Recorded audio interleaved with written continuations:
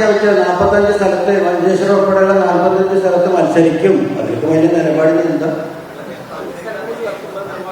അല്ല, അത് സമയമാവും, കുറച്ച് കഴിഞ്ഞു.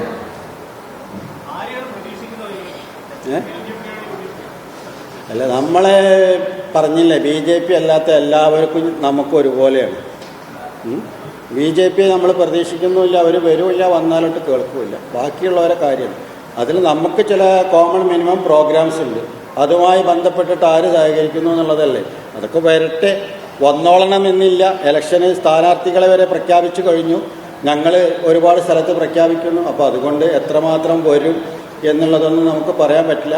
ഞങ്ങളേതായാലും അത് കാത്ത് ഒരു പണിയും ചെയ്യാതിരിക്കുന്നില്ല. ഞങ്ങൾ ഞങ്ങളുടെ കാര്യമായിട്ട് മുന്നോട്ട് പോകുന്നു.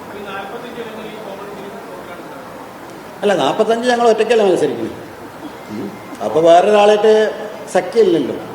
ഞങ്ങളുടെ നിലപാടും ഞങ്ങളുടെ പാർട്ടി കാഴ്ചപ്പാടും അവതരിപ്പിച്ചുകൊണ്ട് ഞങ്ങൾ മുന്നോട്ട് പോകും.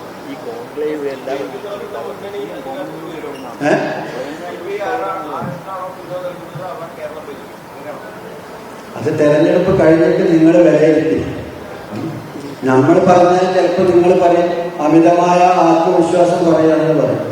അപ്പോൾ അതുകൊണ്ട് ഞങ്ങളെ വിലയിരുത്താൻ നിങ്ങൾക്ക് തരികയാണ്. ഞങ്ങളുടെ പെർഫോമൻസ് വെച്ചിട്ട് എന്താണ് ഇവിടെ സംഭവിക്കുക എന്നത് നിങ്ങൾ വിലയിരുത്തും. ഞങ്ങൾ പറയുന്നില്ല, നിങ്ങളെ സത്യസന്ധമായി വിലയിരുത്തും എന്ന ശുഭപ്രതീക്ഷ ഞങ്ങൾക്കുണ്ട്.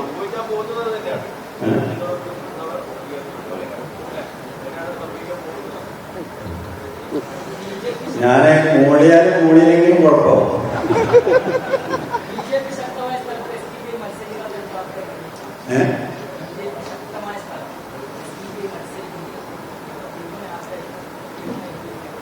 അത് ഞാൻ പറഞ്ഞില്ലേ, നമ്മളെ ഇപ്രാവശ്യം ഒരു തീരുമാനം എടുക്കട്ടെ.